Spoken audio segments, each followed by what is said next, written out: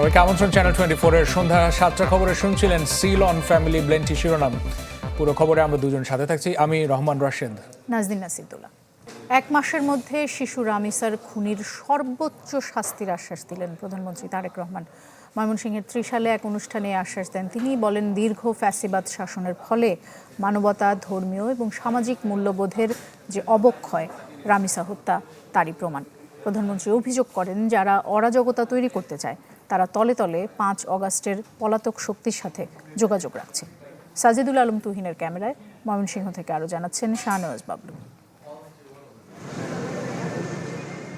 গ্রামীণ অর্থনীতির ভিত মজবুত করতে ৪৫ বছর আগে খাল খননে ময়মনসিংহের ত্রিশালে এসেছিলেন তৎকালীন প্রেসিডেন্ট জিয়াউর রহমান।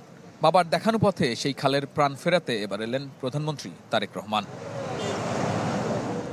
শনিবার সকাল থেকেই ময়মনসিংহে বৃষ্টি আর রোদের খেলা। এই বৈরী আবহাওয়াতেই কর্মসূচিস্থলে হাজারো নেতাকর্মী ও সাধারণ মানুষ। দুপুরের পর লাল সবুজের বাসে ত্রিশালের বৈলরে আসেন প্রধানমন্ত্রী। কোদাল হাতে খাল কেটে উদ্বোধন করেন কর্মসূচির। পরে যোগ দেন উপজেলা বিএনপি আয়োজিত সমাবেশে। বলেন, দেশের মানুষ এখন ভাগ্যের পরিবর্তন চায়, এজন্য 20 কোটি মানুষের হাতকে কাজে লাগানোর আহ্বান জানান তিনি। আমরা যদি সকলে ঐক্যবদ্ধ থাকি, তাহলে এই যে আমি জিজ্ঞেস করলাম আপনাদেরকে, খাল খনন যদি আমরা করতে পারি তাহলে উপকারটা কাদের হবে? আপনাদের উপকার হবে না ক্ষতি? আপনারা বললেন উপকারটা আপনাদের হবে। ঠিক একইভাবে ফ্যামিলি কার্ড যদি আমরা মায়েদের হাতে পৌঁছে দিতে পারি, উপকারটা কার হবে? সাধারণ খেটে খাওয়া মানুষই তো। তারেক রহমান অভিযোগ করেন, দেশে যারা অরাজকতা সৃষ্টির চেষ্টা করছে তারা 5 আগস্টের পলাতক শক্তির সাথে গোপনে যোগাযোগ রাখছে। দেশবাসীকে আহ্বান জানান সকল ষড়যন্ত্রের বিরুদ্ধে সতর্ক থাকার। আইনের দৃষ্টিতে কোন ব্যক্তি যদি অপরাধ করে তার শাস্তি পেতে হবে। আইনের শাসন আমরা প্রতিষ্ঠিত করতে চাই। এখন যারা অরাজকতা সৃষ্টি করতে চাইছে, খবর নিয়ে দেখেন, ওই 5ই আগস্টে যারা বিতাড়িত তাদের সাথে এরা তলে তলে আবার খাতির শুরু করেছে। জলাবদ্ধতা নিরসন, কৃষির উন্নয়ন, পরিবেশ রক্ষায় সরকারের যে অঙ্গীকার তার অন্যতম খাল খনন কর্মসূচি, যার অংশ হিসাবে নিজ হাতে দেশের বিভিন্ন অঞ্চলে খাল খননে নামছেন প্রধানমন্ত্রী তারেক রহমান। সাধারণ মানুষ প্রত্যাশা করছেন দীর্ঘদিন নাব্যতা হারানো এই খালগুলো এর মধ্য দিয়ে যেমন পানির প্রবাহ ফিরবে, তেমনি পুনরুদ্ধার হবে। আর এই উদ্যোগ বাস্তবায়িত হলে বদলে যাবে গ্রামীণ পরিবেশ তথা জনজীবন। পরে ত্রিশালের নজরুল মঞ্চে জাতীয় কবির জন্মজয়ন্তী উপলক্ষে 3 দিনব্যাপী জাতীয় কর্মসূচির উদ্বোধন করেন সরকার প্রধান। দীর্ঘ সময় পর রাষ্ট্রীয়ভাবে কাজী নজরুলের জন্মজয়ন্তীতে এত বড় আয়োজন করা হলো। স্লোগান বন্ধ করতে হবে, স্লোগান। সেখানেও প্রধানমন্ত্রীর বক্তব্যে উঠে আসে শিশু রামিসা হত্যাকাণ্ডের প্রসঙ্গ। জানান, আগামী 1 মাসের মধ্যে রামিসা হত্যার সর্বোচ্চ বিচার নিশ্চিত করবে সরকার। এই ধরনের শিশু নির্যাতন বা নারী নির্যাতন বর্তমান সরকার কোনোভাবেই মেনে নিবে না, এবং বর্তমান সরকার রামিসার এই হত্যাকারীর সর্বোচ্চ শাস্তি ইনশাল্লাহ আগামী 1 মাসের মধ্যে নিশ্চিত করবে, এবং সেই সর্বোচ্চ শাস্তি হচ্ছে মৃত্যুদণ্ড। জেলার দিনের শেষ কর্মসূচির অংশ হিসেবে স্থানীয় বিএনপির নেতাকর্মীদের সাথে মতবিনিময় করেন তারেক রহমান। মানুষের মানবিক মূল্যবোধের চূড়ান্ত অবক্ষয়ের চূড়ান্ত প্রমাণ মিলেছে। শাহনেওয়াজ বাবলু, চ্যানেল 24, ময়মনসিংহ। ঘটনা তো কতই ঘটে, কিন্তু কিছু ঘটনা থেকে যায় যা মনে দাগ কেটে যায়, নাড়িয়ে দেয় বিবেক, মুখোমুখি করে সমাজের রূঢ় বাস্তবতার। এমনই একটি ঘটনা রাজধানীতে শিশু রামিসা ধর্ষণ এবং হত্যাকাণ্ড। এই মামলার তদন্তকারী জানিয়েছেন যে ডিএনএ টেস্ট সম্পন্ন হয়েছে, রোববার দেয়া হতে পারে চার্জশিট। কিছুক্ষণ আগে ডিএনএ টেস্টের রিপোর্ট তদন্ত কর্মকর্তার কাছে দিয়েছে সিআইডি। নৃশংস ঘটনার পেরিয়েছে 4 দিন, এখনও পল্লবীতে রামিসাদের ভাড়া বাড়ির আশপাশে শোকাহত মানুষের আনাগোনা, যাদের অনেকেই নিজ সন্তানের নিরাপত্তা নিয়ে উদ্বিগ্ন। 10 বছর মাদ্রাসা যাওয়া আসা করে, সাথে সাথে আমার দিয়ে আসতো। কারণটা আমরা যে আমাদের বাচ্চা কাচ্চা নিয়ে বাসায় থাকবো, আমরা নিরাপত্তি বলেন, এই যে মাত্র আমার বাচ্চাটা দিয়ে আমি আবার এখানে আসছি। আমার বাচ্চার 1% ভরসা নেই, আতঙ্কের উপরে আমরা আছি। বাসার দরজায় কথা হলেও শোকে আকুল রামিসার বাবার সাথে চাইলেন কন্যার হত্যাকারীর দৃষ্টান্তমূলক শাস্তি। জানালেন তার প্রাণপ্রিয় কন্যাকে কত আদরে মানুষ করেছিলেন। আমি আমার মেয়ের সুষ্ঠু বিচার চাই। আজকে পর্যন্ত আমি কোনো তথ্য পাইনি। মাঝখানে আইও এসেছিলেন, উনি বলেছেন যে দ্রুততার সাথে এটা সব কিছু করা হচ্ছে, কিন্তু আমার মেয়েদেরকে, আমার বড় মেয়েকেও আমি কখনো একা ছেড়ে দিইনি। আলোচিত এই ধর্ষণ ও শিশু হত্যা মামলার তদন্তকারী কর্মকর্তা জানিয়েছেন, ডিএনএ টেস্ট সম্পন্ন হয়েছে, রোববার দেওয়া হতে পারে চার্জশিট। আর মিরপুরের উপপুলিশ কমিশনার বলেছেন, খুনির রাজনৈতিক বা অন্য কোনো পরিচয় সুষ্ঠু বিচারে বাধা হতে পারে না। সরকারের যে টাইমলাইন আমাদেরকে বেঁধে দিয়েছেন, সেই টাইমলাইনের মধ্যেই আমরা ইনশাল্লাহ সক্ষম হব। বিভিন্ন ধরনের পোস্টারে দেখা যায়, এটা আসলে আমরা তো করতেছি মামলা তদন্ত, এইগুলা কিন্তু আমাদের কাছে প্রাসঙ্গিক। সুলতান মাহমুদ আরিফ, চ্যানেল 24, ঢাকা। শিশু রামিসা হত্যার বিচার শুরু হবে ঈদের পর, একথা জানিয়েছেন আইনমন্ত্রী মোহাম্মদ আসাদুজ্জামান। রাজধানীর মহাখালীতে এক অনুষ্ঠানে তিনি বলেছেন, ডিএনএ রিপোর্ট ছাড়া যদি চার্জশিট দেয়া হয় তাহলে বিচার প্রশ্নবিদ্ধ হতে পারে। বিচ্ছিন্নভাবে দেশজুড়ে বিভিন্ন সময় শিশু নির্যাতন ও হত্যার ঘটনা ঘটছিলই, কিন্তু রাজধানীর পল্লবীতে 8 বছর বয়সী রামিসা ধর্ষণ ও হত্যার ঘটনা নাড়িয়ে দেয় জাতিকে। ঘাতকের দৃষ্টান্তমূলক শাস্তির দাবি উঠেছে দিকে দিকে। শনিবার রাজধানীতে জাতীয় আইনগত সহায়তা সংস্থার অনুষ্ঠানে অতিথি হিসেবে যোগ দেন আইনমন্ত্রী মোহাম্মদ আসাদুজ্জামান।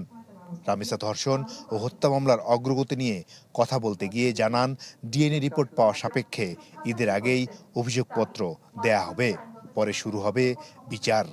রামিসার ডিএনএ আসতে 72 ঘন্টার বেশি সময় লাগবে না আশা করি, ইনশাল্লাহ। আমাদের টপ প্রায়োরিটির মধ্যে এটা আছে। তদন্ত যে গতিতে আগাচ্ছে, আমরা ঈদের আগে যদি চার্জশিটটা দিতে পারি, সাধারণ জনগণ, দেশে বিদেশে মানুষ এই বিচার শেষ করতে যতটা প্রত্যাশা করে, আমরা আশা করি সেই প্রত্যাশা পূরণ করতে আমরা সক্ষম হব।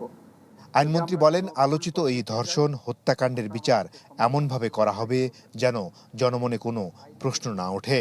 তাই অভিযোগপত্রে ডিএনএ রিপোর্ট সহ গুরুত্বপূর্ণ সব আলামত যথাযথভাবে হাজির করার উপর গুরুত্ব দেন তিনি। ডিএনএ না করে এই মামলায় যদি চার্জশিট দেয় পুলিশ, যে কেউ হয়তো বলতেই পারেন 164 হয়ে গেছে, এরপরে ডিএনএ কি আছে? এই ধরনের মামলায় DNA is a very important piece of evidence. আইনমন্ত্রী আসাদুজ্জামান জানান, মৃত্যুদণ্ড অনুমোদনের জন্য মামলা হাইকোর্টে গেলে পেপার বুক তৈরিতে দীর্ঘ সময় লেগে যায়। এই প্রক্রিয়া দ্রুত করতে সরকার কাজ করছে বলেও জানান তিনি। পাশাপাশি নেত্রকোনার মেঘলা ধর্ষণ ও অন্তঃসত্ত্বা হওয়ার ঘটনা নিবিড়ভাবে পর্যবেক্ষণ করছে সরকার বলেও উল্লেখ করেন তিনি। ডিএনএ রিপোর্ট আসার সাথে সাথে 25 তারিখ। মাসুদুর রহমান, চ্যানেল 24, ঢাকা। নারী শিশু নির্যাতন যেন নীরব মহামারীতে পরিণত হয়েছে। শুধুমাত্র মানবাধিকার সংস্থাগুলোই নয়, পুলিশের তথ্য একথা বলছে। গড়ে মাসে ধর্ষণ সহ নির্যাতনের শিকার হচ্ছে অন্তত 76 জন শিশু, এবং এদের মধ্যে অনেককেই হত্যা করা হচ্ছে। আর এই অপরাধ প্রবণতা কমার কোনো লক্ষণ যেন নেই। সমাজবিদরা বলছেন যে আধুনিক সমাজে মানুষের বিচ্ছিন্নতা এবং বিচারের ধীর গতিতে পুনরাবৃত্তি হচ্ছে এমন ঘটনার। হিরণ খানের রিপোর্টে বিস্তারিত।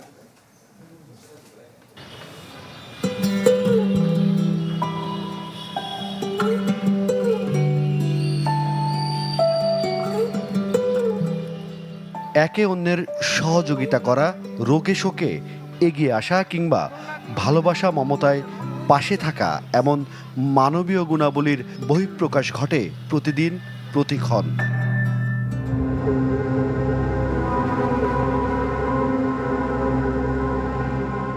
কিন্তু এসবের বাইরে কিছু মানুষ ধারণ করে চরম কদর্য আর নৃশংস মানসিকতার, যারা শিশু ও নারীদের দেখে সম্ভাব্য শিকার হিসেবে।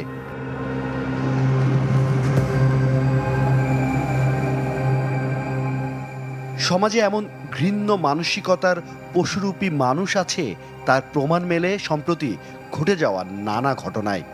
অনেকেই বলছেন, এমন ঘটনা নীরব মহামারী পর্যায়ে পৌঁছেছে। আইন শৃঙ্খলা বাহিনীর তথ্য অনুযায়ী রাজধানীতে গেল 4 মাসে শিশু ধর্ষণ সংক্রান্ত নির্যাতনের অভিযোগ এসেছে 60টি।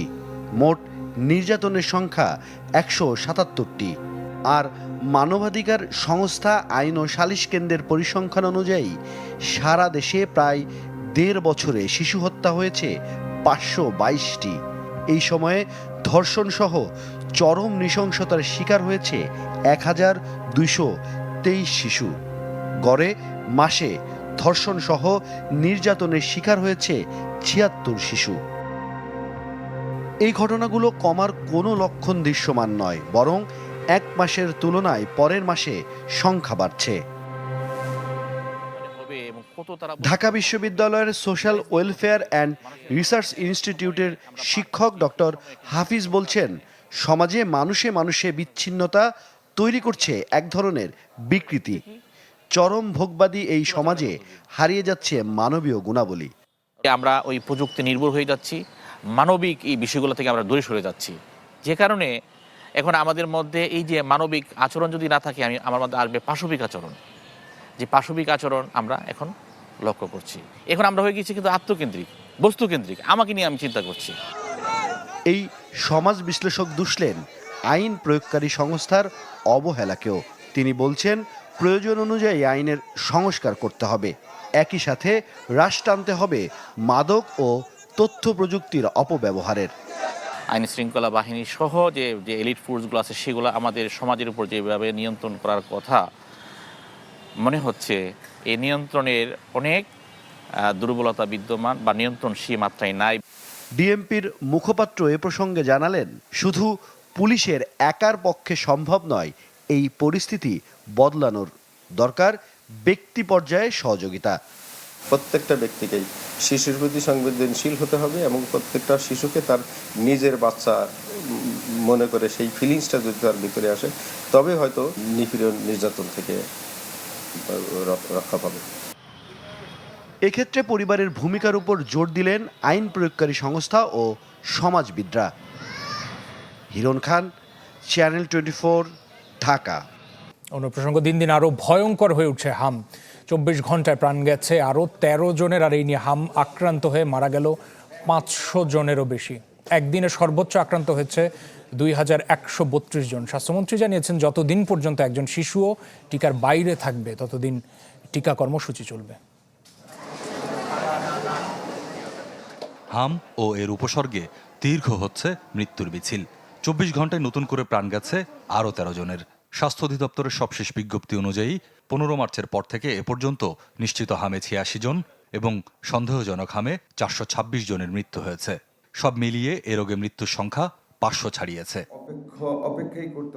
সচিবালয়ে স্বাস্থ্যমন্ত্রী বলেন, হামের টিকা দেওয়ার পর শরীরে রোগ প্রতিরোধ ক্ষমতা বা অ্যান্টিবডি তৈরি হতে সাধারণত 3 থেকে 4 সপ্তাহ সময় লাগে। জানান, বর্তমানে রোগীর সংখ্যা খুব একটা বাড়ছে না, আবার কমছেও না, যা স্থিতিশীলতার ভালো লক্ষণ। রোগীর সংখ্যা কিন্তু খুব একটা জাম্প দিচ্ছে না, খুব একটা নিচে আসতেছে। যেমন গতকাল রোগীর সংখ্যা আগের দিনের চাইতে 200 কম ছিল। এটি যে ডাক্তারদের মধ্যে এটা একটা ভালো সাইন ভাইরাসের, যে একবার 1400, আবার 1200, আবার 900, যে 900 থেকে 1200 ভিতরে উঠানামা করতেছে। তা আমরা আশা করি by the end of the creation of antibody, আমরা আশা করি আল্লাহ আমাদেরকে এই বিপদ থেকে রক্ষা করবেন। টিকার ঘাটতি প্রসঙ্গে পূর্ববর্তী সরকারের ব্যর্থতাকে দায়ী করেন স্বাস্থ্যমন্ত্রী। তবে তদন্ত বা বিচার প্রক্রিয়ার চেয়ে এখন শিশুদের জীবন বাঁচানোকেই সর্বোচ্চ অগ্রাধিকার দিচ্ছে সরকার। বিগত সরকারের ব্যর্থতা আমাদেরকে ঘাটতির মুখে ফেলে দিয়েছিল টিকার ব্যাপারে। তারা নেয়নি, রিট হয়েছে, এটাও জানেন।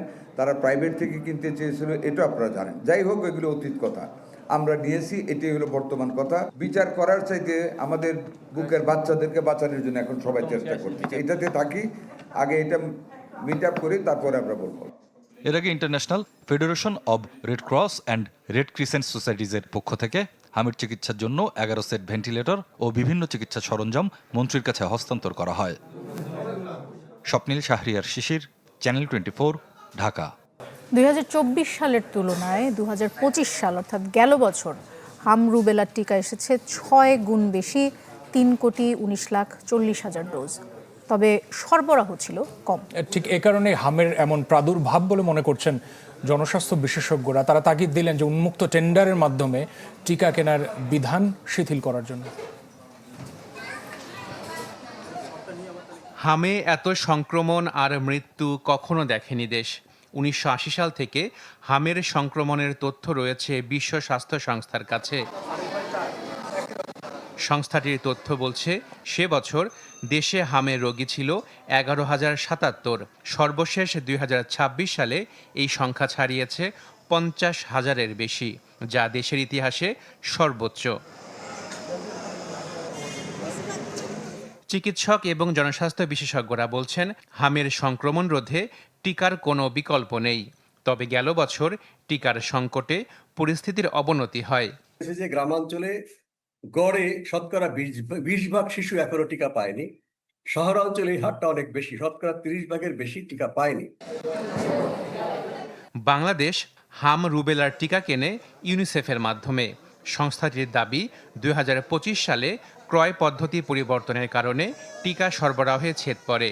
গত বছর ইউনিসেফ বাংলাদেশকে কত টিকা সরবরাহ করেছে তা জানতে সংস্থাটির সাপ্লাই ডিভিশনে চোখ রাখে চ্যানেল 24, যেখানে দেখা যায় 2023 সালে ইউনিসেফ নিয়মিত টিকাদানের জন্য হাম রুবেলার টিকা 4 মাসে সরবরাহ করে 62,17,000 ডোজ।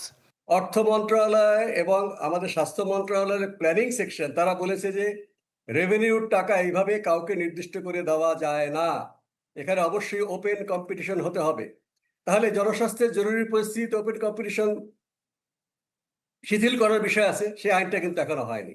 2024 সালের 4 মাসে মোট 53,19,000 টিকার ডোজ সরবরাহ করা হয়, যা আগের বছরের তুলনায় প্রায় 9 লাখ ডোজ কম, অর্থাৎ এক বছরের সরবরাহ কমে যায় প্রায় 15%।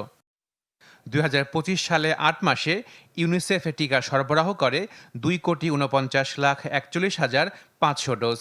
ওই বছরের সেপ্টেম্বরে অতিরিক্ত দেয়া হয় 70 লাখ ডোজ টিকা। সব মিলিয়ে 2025 সালে 3,19,40,000 ডোজ টিকা সরবরাহ করে ইউনিসেফ, যা 2024 সালের তুলনায় 6 গুণ বেশি ডোজ। 2-3 বছর পর পর সম্পূরক গণটিকা অভিযান চলে, 1 ডোজ দেওয়া হয়, সেটা কেনা নিয়ে জটিলতা হয়েছে। আর বার্ষিক টিকায় যেটা হয়েছে সেটা কভার করা গেছে, UNICEF global alliance for vaccine immunization তারা করেছে, কিন্তু সেই বার্ষিক টিকাটা গত 2 বছরে ভালোভাবে দেওয়া হয়নি। গেল বছর টিকা সংকটের জন্য ইউনিসেফ ক্রয় পদ্ধতির পরিবর্তনকে দায়ী করছে, আর সরকার বলছে উন্মুক্ত পদ্ধতিতে নয়, এখন থেকে আন্তর্জাতিক সংস্থার মাধ্যমেই টিকা নেবে সরকার। Ashikin Prince, channel 24, Dhaka. ঈদুল আজহার আনন্দকে আরও বাড়িয়ে দিতে সিঙ্গার বেকো নিয়ে এলো বহুল প্রতীক্ষিত ভরপুর সলিউশন অফার ক্যাম্পেইন। আর এই ক্যাম্পেইনের আওতায় দেশব্যাপী গ্রাহকরা পাচ্ছেন হাজার হাজার ফ্রি পণ্য আর আকর্ষণীয় ডিসকাউন্ট পাওয়ার সুযোগ।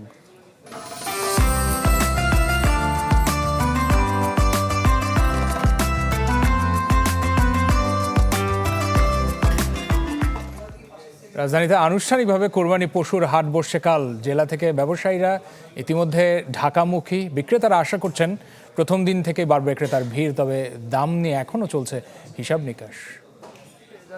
এই যে দেখেন নায়ক আমির খান, দাম হচ্ছে মাত্র 25 লক্ষ টাকা, কালকে চেয়েছিলাম 30 লাখ। এভাবেই ক্রেতাদের নজর কাড়ার চেষ্টা করছেন বেনাপোল থেকে উট নিয়ে আসা একজন বিক্রেতা। গত বছর বিক্রি করতে না পারলেও এবার রাজধানীর তেজগাঁও পশুর হাটে 4টির মধ্যে 2টি উট ইতিমধ্যে বিক্রি হয়েছে। আর যে 2টা রয়েছে ওই 2টা নিয়েও কথাবার্তা চলতেছে। অন্যান্য বছরের তুলনায় এই বছর এই হাটে আমরা ভালো রেসপন্স দেখতেছি, আশা করি ইনশাল্লাহ এই 2টো বিক্রি হয়ে যাবে। রোববার থেকে আনুষ্ঠানিক বেচাকেনা শুরু হলেও ক্রেতাদের সমাগম বাড়তে শুরু করেছে হাটগুলোতে। দেশের বিভিন্ন জেলা থেকে ব্যাপারীরাও হচ্ছেন ঢাকামুখী।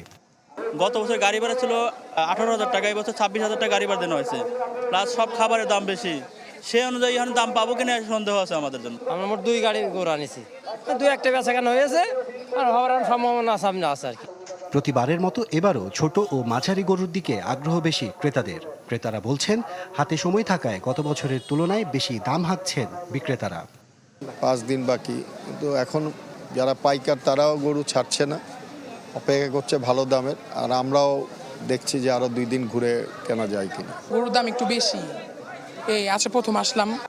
এবার রাজধানীতে পশুর হাট বসেছে 23টি, এর মধ্যে উত্তর সিটিতে 11টি আর দক্ষিণে 12টি। নিজস্ব ভলেন্টিয়ার দিয়ে হাটে ব্যাপারী ও বিক্রেতাদের নিরাপত্তা নিশ্চিতে জোর দিচ্ছেন ইজারাদাররা। অতিরিক্ত ভলান্টিয়ার নিয়োগ দিয়েছি, যাতে স্কুলের শিক্ষার্থী, স্কুল, কলেজ এবং পরিবার নিয়ে আসতেছে সবাই উট দেখার জন্য। রাত 3টা-4টা গভীর রাত পর্যন্ত এখানে লোকজনের প্রচুর সমাগম থাকে এবং বিশেষ করে এই উটের জন্য বেশি হয়েছে। এছাড়া ঢাকার বাইরেও বিভিন্ন জেলায় জমতে শুরু করেছে পশুর হাট। অনেকে হাট ঘুরে বাজার যাচাই বাছাইয়ে ব্যস্ত। কেউ কেউ পছন্দের গরু ছাগল কিনে বাড়ি ফিরছেন। দাম নিয়ে কেউ সন্তুষ্ট, আবার অনেকে বাড়তি দামের অভিযোগও করছেন। আশরাফুল আলম আকাশ, চ্যানেল 24, ঢাকা। প্রিয়জনের সাথে ঈদ করতে ঢাকা ছাড়ছে রাজধানীবাসী। ঈদযাত্রার প্রথম দিনে রেলে ছিল স্বস্তি। কমলাপুর থেকে প্রায় সবকটি ট্রেনই সময় মতো ছেড়ে গেছে। কর্তৃপক্ষ আশা করছে এবার ঈদে কোনো শিডিউল বিপর্যয় হবে না। ছাদে ওঠা ঠেকাতে বিশেষ ব্যবস্থাও নেওয়া হয়েছে। টিকিট পাওয়া সহজ ছিল না। অনলাইনে টিকিট পেতে হয়েছে নানা কৌশলে, কেননা ঈদ বলে কথা, ফিরতেই হবে যে আপন নিরে। কষ্টে পাওয়া টিকিটে ঘরে ফেরার স্বস্তি দেখা গেল যাত্রীদের চোখে মুখে। ঈদযাত্রার প্রথম দিনে কমলাপুর স্টেশন থেকে যাওয়া প্রায় সবকটি ট্রেনই দেখা গেছে বাড়তি চাপ। রোববার এই চাপ আরও বাড়বে বলে ধারণা করা হচ্ছে, কেননা শুরু হবে ঈদের সরকারি ছুটি। ভালোই লাগতেছে, খুবই আনন্দ লাগতেছে। অনেকদিন পরে ঈদে যাচ্ছি বাড়িতে। বাপের বাড়িতে যাইতেছি 4 বছর পরে প্রথম ঈদ করতেছি বাপের বাড়িতে। তো অন্যরকম স্বাভাবিক, সবার সাথে দেখা হবে, ভাই বোনেরা সবাই একসাথে হবে অনেকদিন পরে। প্রথম দিন ট্রেনে কোনো শিডিউল বিপর্যয় হয়নি, ছিল না ছাদে ভ্রমণ করার প্রবণতাও। এখন পর্যন্ত যেটা ভালো দিক রেলওয়ে, সেটা হচ্ছে ট্রেনটা টাইমলি যাচ্ছে। এখন পর্যন্ত কোনো শিডিউল বিপর্যয়ের আমরা খবর পাই নাই। ঈদযাত্রার সার্বিক অবস্থা দেখতে কমলাপুর স্টেশনে যান রেলপথ মন্ত্রণালয়ের সচিব ফাহিমুল ইসলাম। আশা করেন শিডিউল বিপর্যয় ছাড়াই যাত্রীদের সময় মতো গন্তব্যে পৌঁছে দিতে পারবে রেলওয়ে কর্তৃপক্ষ। আমরা এই মুহূর্তে যে প্রস্তুতি আমাদের আছে, আমাদের আসন্ন এই ঈদুল আজহার এই যাত্রাতে আমরা কোনো রকমের শিডিউল বিপর্যয়ের আমরা সম্ভাবনা দেখছি না। ঈদযাত্রার সার্বিক শৃঙ্খলা বজায় রাখতে স্টেশনের প্রতিটি প্রবেশপথে রেলওয়ে পুলিশ, আনসার ও আইন শৃঙ্খলা বাহিনীর সদস্যদের সতর্ক অবস্থানে দেখা গেছে। আবির হোসেন, চ্যানেল 24, ঢাকা। 7 জেলায় সড়ক দুর্ঘটনায় প্রাণ গেছে 16 জনের, আহত অন্তত 24 জন। দিনাজপুরের ঘোড়াঘাটে ট্রাক ও মোটরসাইকেলের সংঘর্ষে ঘটনাস্থলে মোটরসাইকেল আরোহীর মৃত্যু হয়। আহত দুজনকে হাসপাতালে নেওয়া হলেও বাঁচানো সম্ভব হয়নি। কুষ্টিয়ার খোকসায় শিয়ালডাঙ্গা এলাকায় ট্রাকের সাথে সংঘর্ষে একটি বাস রাস্তার পাশে খাদে পড়ে যায়। ঘটনাস্থলে মারা যান নারীসহ 3 জন, হাসপাতালে চিকিৎসাধীন আরও 1 জন মারা গেছেন। একই জেলার শিমুলিয়া এলাকায় 3 হুইলার চাপায় এক শিশু মৃত্যুর খবর পেয়েছি আমরা। ওদিকে যশোরের রূপদিয়ায় ট্রাক, ভ্যান, ইজি বাইকে ত্রিমুখী সংঘর্ষের ঘটনা ঘটেছে। এতে প্রাণ গেছে 3 জনের। জয়পুরহাট এবং চট্টগ্রামে নিহত হয়েছেন আরও 3 জন। বন্ধ কারখানা চালু সহ অর্থনীতি চাঙা করতে 60,000 কোটি টাকার তহবিল ঘোষণা করেছে বাংলাদেশ ব্যাংক। সংবাদ সম্মেলনে ঘোষণা দেন গভর্নর মুস্তাকুর রহমান। ঋণ প্যাকেজ বাস্তবায়ন হলে সারা দেশে 25 লাখেরও বেশি কর্মসংস্থান হবে বলে তিনি আশা প্রকাশ করেছেন।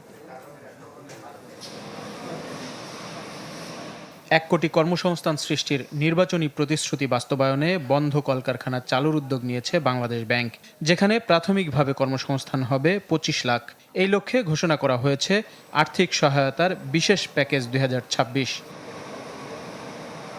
এই প্যাকেজের আওতায় 60,000 কোটি টাকা বিতরণ করা হবে বন্ধ কলকারখানা চালু সহ অর্থনীতি চাঙা করতে। এর মধ্যে 41,000 কোটি টাকা দেবে ব্যাংকগুলো, বাকি 19,000 কোটি টাকা আসবে বাংলাদেশ ব্যাংকের নিজস্ব তহবিল থেকে। এই তহবিলের বড় অংশ 20,000 কোটি বরাদ্দ বন্ধ শিল্প ও সেবা খাতে, কৃষির জন্য 10,000 আর সিএসএমইতে 5,000 কোটি টাকা। রিফাইন্যান্সটা করব মূলত 4% ইন্টারেস্টে, এবং বড়োয়াররা যারা লার্জ বড়োয়ার তারা হয়তো আমরা স্প্রেড সেখানে 3% ব্যাংকে দিব, অর্থাৎ 7%-এ তারা পাওয়া উচিত। তবে হ্যাঁ, স্মল ক্রেডিটের ক্ষেত্রে আপনারা জানেন যে এটার ম্যানেজমেন্ট কস্টটা একটু বেশি। এই ঋণে সুদ পরিশোধেও ব্যবসায়ীদের সহায়তা দেবে সরকার। অনুষ্ঠানে গভর্নর জানান, প্যাকেজের আওতায় এই ঋণে বড় শিল্পগুলো 7% সুদ পরিশোধ করবে, বাকিটা ভর্তুকি দিবে সরকার। তবে ছোট উদ্যোক্তাদের গুনতে হবে তুলনামূলক বেশি সুদ। আমাদের ফিনান্সিয়াল সেক্টরে কিছু স্ট্রেস আছে, এর মধ্যে আমাদের ক্লাসিফাইড লোন অনেক বেড়ে গেছে, আমাদের বেশ কিছু টাকা পাচার হয়ে গেছে, আমাদের ডিপোজিটার কনফিডেন্স অনেকখানি কমে গেছিল, এবং হাই বরোইং কস্টের কারণে এসএমইরা ডিসকারেজ করছিল এক্সপানশনের জন্য। দেশের 5 লাখ কোটি টাকার বেশি খেলাপি ঋণের বেশিরভাগই চুরি হয়ে গেছে বলে দাবি করেন গভর্নর। জানান, এই অর্থ উদ্ধার সহজ নয়। রুরাল ইকোনমিক অ্যাক্টিভিটিজের জন্য 1000 কোটি টাকা। এটা সাজ্জাদুল হক, চ্যানেল 24, ঢাকা। অন্য প্রসঙ্গ, ক্রিকেট বোর্ডে নির্বাচন এক পেশে হতে চলেছে। অন্তত 6 জন বিনা প্রতিদ্বন্দ্বিতায় নির্বাচিত হওয়ার পথে রয়েছেন। 3টি ক্যাটাগরিতে 25 পদে 33 জন পরিচালক প্রার্থী রয়েছেন। অধিকাংশই রাজনৈতিক সম্পৃক্ততা রয়েছে তাদের সাথে, অথবা তারা রাজনৈতিক পরিবারের সদস্য।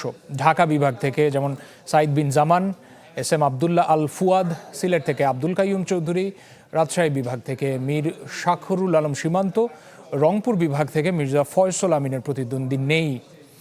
আর ক্যাটাগরি 3-এ চট্টগ্রাম বিশ্ববিদ্যালয়ের সিরাজউদ্দিন মোহাম্মদ আলমগীরও বিনা প্রতিদ্বন্দ্বিতায় নির্বাচিত হওয়ার পথে।